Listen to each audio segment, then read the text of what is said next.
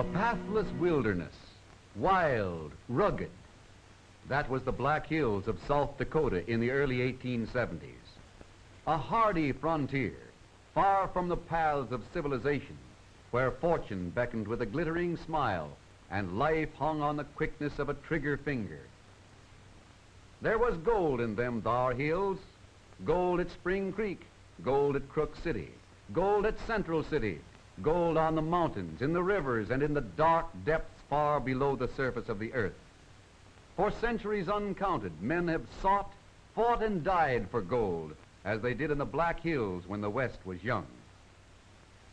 Brave men came from the north, the east, the south, the west, by the tens, the hundreds, the thousands. They tunneled the mountainside, they combed the gulches, they strained the rivers, creeks, and streams in their wild quest for gold. But the romantic day of the placer miner was short-lived. No more could gold be washed from the coarse gravel of the creek beds. The placers were worked out. The bewhiskered pioneer with pick, shovel, and gold pan had served his day.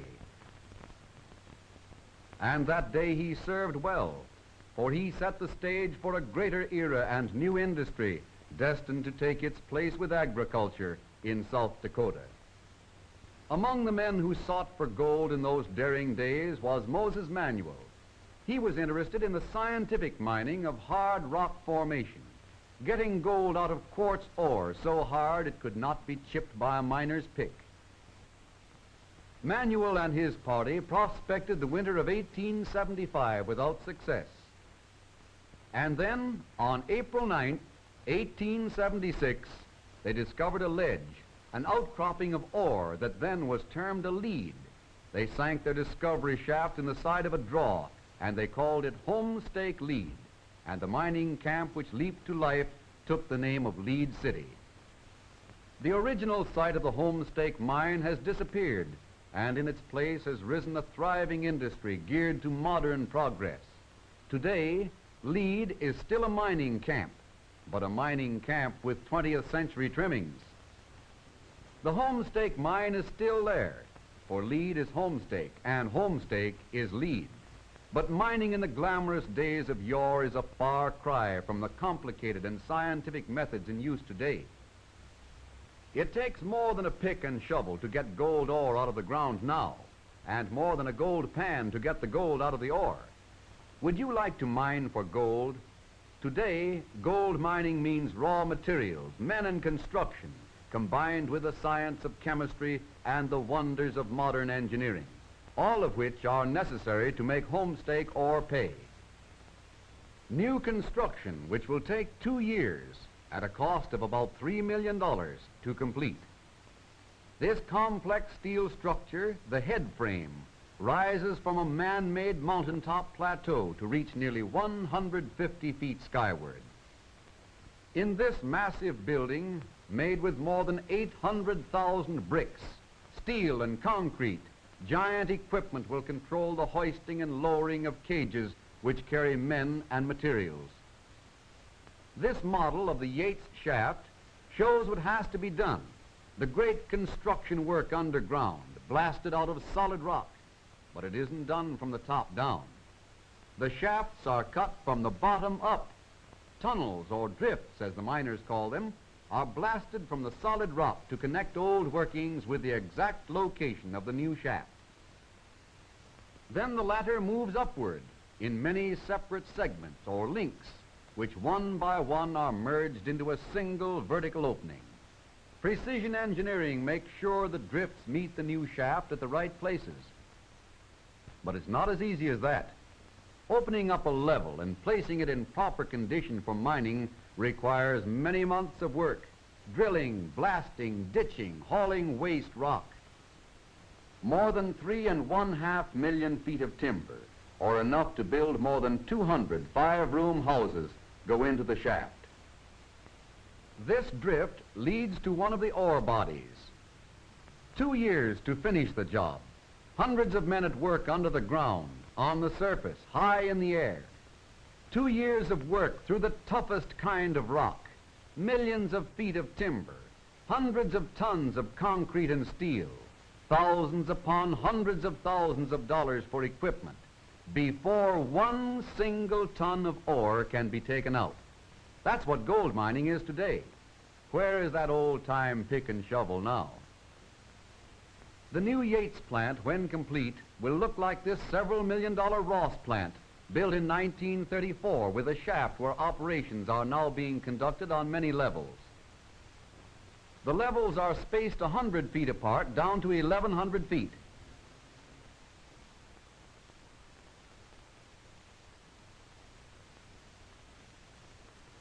Then 150 feet apart to the bottom of the mine. Now we're after gold. Down we go. 8-1. 8-1. That's the signal we heard a moment ago. The marvels of shortwave radio used for safety in the mining of gold ore.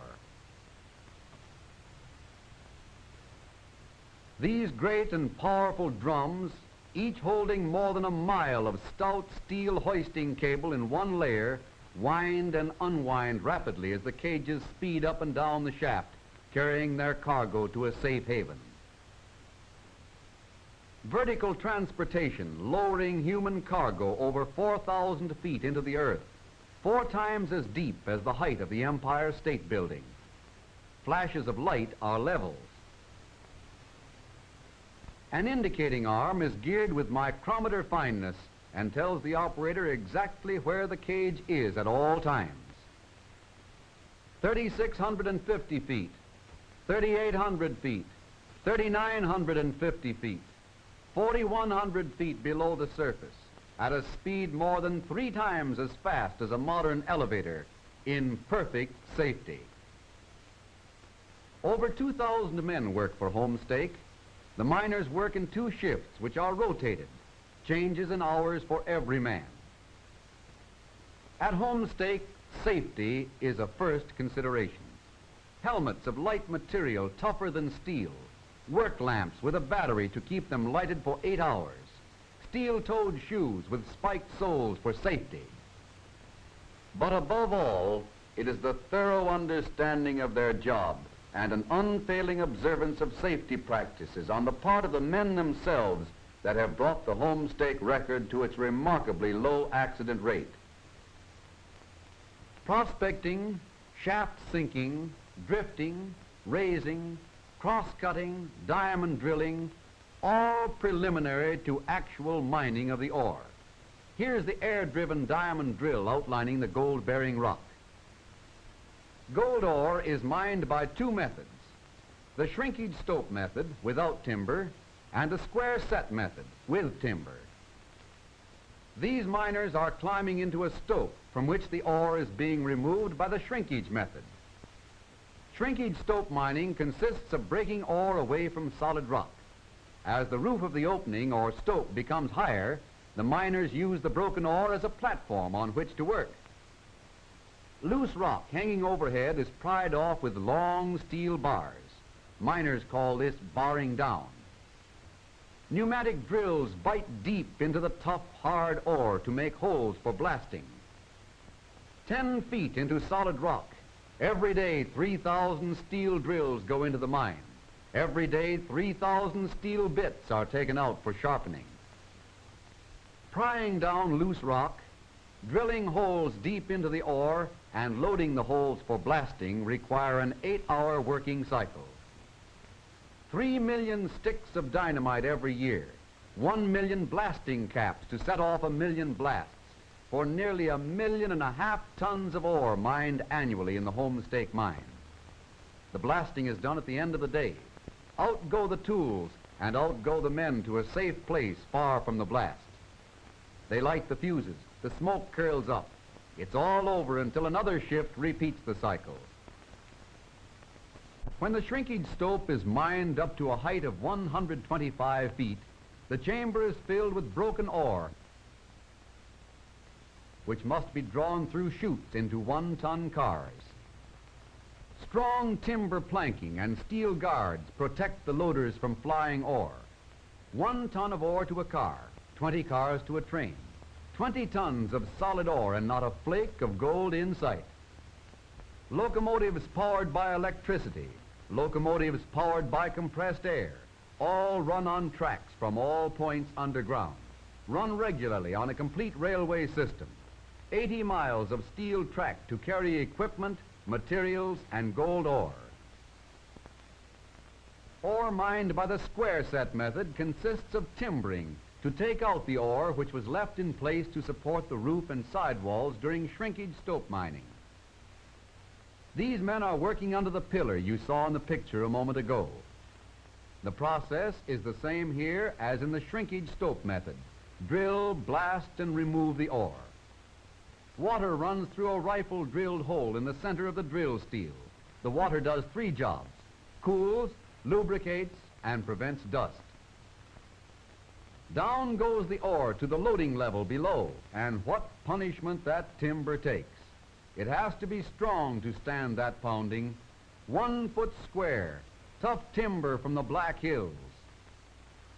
This model shows you what the mine actually looks like.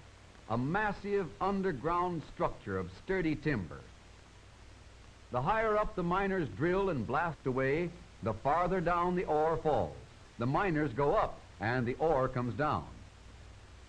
In this subterranean cavern are supplies ready for use. Timber for extending the square set structure, tools, drills, and extra equipment, standing by, on the job for the time it is needed. Air for power and air for help. Every minute of every day, 500,000 cubic feet of fresh air go into the mine, and 500,000 cubic feet come out. Clean, fresh air every minute of the day for every man underground. These men are working in a heading, a dead end away from the main drifts and crosscuts of the mine, but they get plenty of clean air through canvas or galvanized iron ventilating pipes. 4,000 feet underground, but still there is air for the miners and air for power. But why air for power? To drive 500 air drills, 38 air locomotives, small ventilating fans, and other equipment. Where does it all come from? Why, it comes from here. These great compressors running day and night furnish high-pressure air for many machines. Water for spraying to keep down the dust. Water from sand used in filling worked-out shrinkage stopes. Water from the earth. Water for the drills. 600 gallons of water pumped from the mine each minute, or enough for a city of 20,000 people. And it all has to go someplace. But where's the gold? Let's look for it. That's funny, there's none to be seen. It's there all right, but in minute quantities. 4/10 of an ounce to a ton of rock. The ore is hoisted at night. This skip is filled with 8 tons of ore, and there it goes. 25,000 pounds of ore and steel at 2,500 feet per minute. All of the new timber used in the mine is lowered through shafts. The old and broken timber is hoisted to the surface. More than 1,000 miners are lowered and hoisted through the shafts every day. This heated tunnel leads directly from the shaft to a modern change house. The miners pass from the shaft to this room without going outside. Here, modern facilities guard against sudden changes in temperature, safety precautions on the surface as well as underground. Here's the gold ore again, and what a beating is in store for that rock. The ore is on its way now to the gyratory crusher, the first of a series of crushing machines. No one machine can do the job, so the Simon's crusher now breaks the rocks down to about 2-inch size, like this. It takes power and plenty of it. 2-inch pebbles from chunks of solid rock, but it's only the beginning. From the crusher to the stamp mill, 180 stamps, each with a falling weight of 1,550 pounds. 300,000 tons of water are used every 24 hours in the process to reduce the ore to a fineness sufficient for the removal of the gold. The fall is from a height of 7 inches to break the ore fine enough to pass through a screen with 3/4-inch openings. These machines are called rod mills, revolving cylinders 12 feet long, 6 feet in diameter. Round and round, 10 of them, breaking the ore to pieces smaller than a grain of wheat. Here's what's going on inside. 35,000 pounds of steel rods, hammering against 28,000 pounds of manganese steel plates, whirling around 17 times a minute. Tough going for the ore, and for the steel rods, too. This is what a 10-foot rod looks like after going through the mill. In the rod mill, much of the ore is ground fine enough and requires no further grinding. And this machine, called a classifier, floats the fine ore out and sends it on its way. Periodically, a measured quantity of quicksilver is fed into the mills. This laboratory demonstration shows what takes place in the rod mill. Quicksilver and gold brought together form a grayish, putty-like mass called amalgam. The heavy amalgam settles to the bottom of the pulp to be captured on a copper plate, which also has been treated with quicksilver. Yes, sir, there's the first sign of gold we've had, but you'd never know it to look at it. The amalgam is softened by the addition of more quicksilver and cleaned up in this hydraulic press. All ready now for a last change of face into gold. The crushed ore is now leaving the rod mills on its way to the ball mills, where 2-inch balls pound and grind and pound the ore so fine that 2/3 will pass through a 200 mesh screen. How fine is that? A square inch with 40,000 openings through which the sand must pass. The heavy material on the right is a sifting cloth used in flour mills to sift flour. Fine enough for flour, but it can't compare with the even finer mesh used in sifting the mill sand. These classifiers separate the sandy part of the ore from the overflowing slime. The overflowing slime is piped to another plant for special treatment. The sand is raked out of the classifiers to go on its way to the cyanide tanks. Lime is added to the sand pulp, another step in the chemical control of this complicated process. Water, water everywhere, and not a drop to drink. But what you see going into that tank is gold-bearing sand. The water just helps it along. There are 28 of these redwood tanks, each holding 700 tons of sand. 8 hours to fill a tank, and 20 to drain the water from it. Then the top must be raked. Why? To prevent caking, and then air is forced up through the sand to provide oxygen necessary in the cyanide treatment. The incoming cyanide solution goes on dissolving the particles of gold left in the sand after amalgamation and liquefies it. It's hard to imagine gold being dissolved in a liquid like sugar in your coffee, but that is exactly what cyanide solution does. It turns gold into liquid. And there it is, liquid gold. Gold in solution. And the solution in that bottle is worth about 2 cents. But what about the sand? Man-made erosion, washing it away, returning it to the mine for filling the stopes from whence it came. This tank holds 200 tons of gold-bearing solution, gold taken from finely ground ore by the action of chemicals. Remember the slime, that clay-like substance floated away in the classifiers? Here the last minute particles of gold are taken from it in these great presses. Here is a department that is highly important, the assay office. From the time the ore is mined, samples are taken, crushed and analyzed for necessary control of operations. Every step of the way the ore is tested. This is for control, to make sure the right procedure is followed all along the line. There's the first piece of gold we've seen, and it weighs but a tiny fraction of an ounce. At last the gold is made. That is, if you can call the result of all the mining, grinding, and processing you have just seen making gold. This is the end for the small briquettes of amalgam and the precipitate, the melting pot. With heat, the quicksilver is separated from the amalgam and the resulting crude bullion is taken out of the retorts. In this furnace, the gold precipitate is refined into crude bullion by melting. The impurities are removed by the slag. Next, the bullion is remelted and further purified, ready to be cast into gold bars. This is the final result of the vast operations above and below. Less than a week ago, this gold was imprisoned in hard and tough rock, thousands of feet below the surface of the earth. What miracles of science and engineering it took to recover this gold from the ore. 4/10 of an ounce of bright yellow metal is what you see here, and it comes from 1 ton of ore.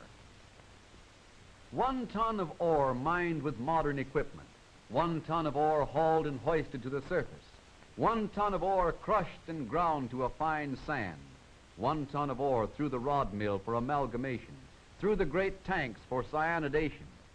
The coordinated effort of hundreds of men above and below the surface of the earth, complicated machinery, modern science, all working together so that 4/10 of an ounce of gold may be wrested from 1 ton of ore.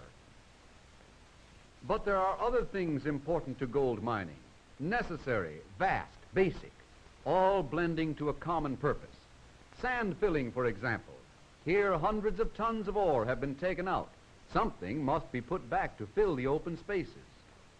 Combating the great rock pressures which otherwise cause surface caving, and to protect nearby underground workings, these openings must be tightly filled. But with what? With sand from the mill. After all the ore has been drawn from the shrinkage stopes, the stopes are filled with waste, barren rock. Then sand is sluiced into the broken rock for a tight fill. The successful mining of marginal low-grade ores depends upon holding costs to an absolute minimum. Since 1931, homestake taxes have increased at an alarming rate, and with them costs. Consequently, great blocks of ore are left in the mine, lost forever, because the cost of reopening the stopes in the future would be prohibitive. The lighter area is marginal ore. The black is ore. Increased costs cause shrinkage in the mineable ore, shorter life for Homestake, and inestimable loss to its employees and to the state of South Dakota. Another engineering department has a highly important function in the Homestake mining operation, mechanical engineering. This department has to do with maintenance, service, and operation. Every year, this department makes and sharpens over 1.25 million pieces of drill steel for use in the mine. Special steels for 101 other uses are kept on hand at all times. Many kinds of special shop machinery are needed so that the mine and all other departments may receive prompt service and a supply of special parts and equipment. Over 4,000 feet of ventilating pipe are made annually to provide healthful ventilation at all depths. The foundry produces over 2 million pounds of iron castings every year. Repair work such as this for the maintenance and operation of hoists, crushers, conveyors, air compressors, mine pumps, and boilers is constantly going on. Work as delicate as adjusting and balancing a fine scale or the repair of massive equipment weighing several tons, it's all in the day's work for these skilled and experienced homestake mechanics. Here at the Homestake coal deposit, the mining of coal goes on spring, summer, fall, and winter. Coal for Homestake light, power, and heat. Hundreds of tons of dirt are removed daily to expose the age-old bed of coal, and then deep down into the bed of coal, nearly 100 feet, goes the charge of explosive.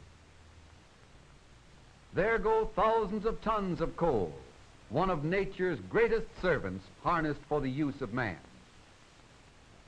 Machinery for loading the coal onto endless conveyor belts, for transporting it to the tipple or sorting bin on the surface. Machinery for transforming it into power. Every day, 350 tons of coal roll out of the mine and into the chutes. Coal for light, power, and heat. Coal for the Kirk power plant at Homestake. Coal to turn the wheels of industry. Everything completely automatic, clean and efficient. Distilled water is used in the boilers to protect them against corrosion. Here it is made, 20,000 electrical horsepower, and distributed for heat, power, and light at Homestake. Water trickling down from the Black Hills is piped over the mountains, through miles of tunnels, to the surge tanks where imprisoned air is freed from it, to drop nearly 700 feet below into one of Homestake's hydroelectric plants. 59 million kilowatts each year from hydro plants and steam, enough to light all of South Dakota's cities, all used in her great industry, the mining of gold. New construction and improvements at Homestake require tens of thousands of sacks of cement, all of which come from South Dakota's Rapid City Cement Plant. Crushed rock in great quantities to keep pace with the company's needs. This is all supplied by the Lead City Crushing Plant. Bricks, hundreds of thousands of them for Homestake and for South Dakota, are made by private enterprise at nearby Belle Fourche. South Dakota raw materials for new construction. South Dakota raw materials for a great South Dakota enterprise. More raw material in the towering forests. These giants of nature are the backbone of the mining industry. Timber.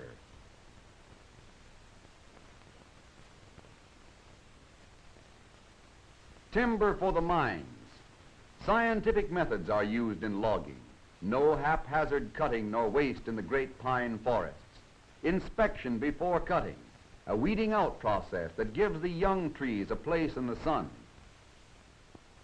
When the trees are stripped of their branches, they are loaded on trucks for transportation to the sawmill. No place for oxen or horses now. Big diesels do the work in good weather and bad. This big fellow is going to the mines, out of the ground from a tiny seedling to a mighty giant of nature, back to the ground to hold it up as man's great ally in industry. Timber for the mine, and a lot of it. What you see here is about 1 year's supply. All that lumber goes into the Homestake Mine in a single year. You might wonder where it all comes from. It all comes from areas like this, but through selective cutting and reforestation, there is no denuding of the forests. Here is a typical reforested area. Yes, there's plenty of timber and plenty of beauty in the Black Hills for the generations of today and the generations of tomorrow. Homestake logging meets high standards of conservation in cutting, thinning, reforestation, and fire prevention.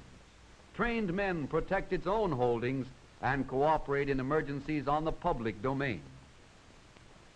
Industry means science, raw materials, men. From the grizzled prospector of yesteryear to the great Homestake organization of today, a pioneer in the mining of gold, yes, but a pioneer in the development of a greater claim, the loyalty and contentment of its employees. Homestake pushes on. This modern hospital, equipped with the finest of medical and surgical apparatus, is not only for the Homestake employee.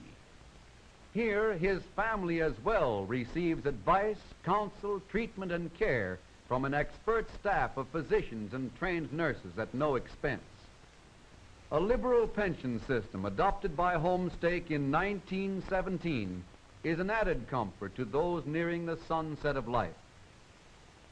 And for the employees, training in safety, first aid, and mine rescue, an accident rate only 1/2 of that for the American mining industry as a whole. Play, too, is stressed at Homestake, and there's plenty of it for the employees and for all the citizens of Lead.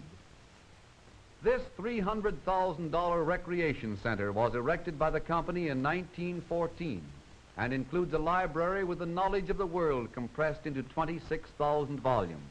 And all this costs the community not 1 cent. These men are veterans, veterans of industry, veterans of Homestake. Every one of them has been employed for 21 years or more. Right now, there are more than 400 members of the Homestake Veterans Association. This venerable gentleman, Mr. William Lang, has worked with Homestake for more than 50 years, just a temporary job. If you're musically inclined, there's the band, and a good one too. Bass drum, big horns, piccolos, the whole works, and it makes good music. Happiness abounds, and why not? They are happy. Happy in the service of a company of which they are a part. Most of the employees of Homestake are homeowners, secure in the knowledge of constant, stable employment, employment which has maintained a steady level through the years, regardless of the trials of the times. That is a basic Homestake policy. Yes, men are the most important thing at Homestake. Men from the north, the east, the south, the west, men from the South Dakota prairies, men from lands across the sea, men seeking life, liberty, and the pursuit of happiness under our flag and Constitution. These men know that they are a part of Homestake, a part of an institution that is as much South Dakota as the Black Hills country from which it has grown, a part of the great industries in the state which contribute so many raw materials to the operation of this enterprise. These men know that their success, the security of their families, and the 25,000 people in the great state of South Dakota who are directly or indirectly affected by this industry depend on the success and continuation of this great enterprise.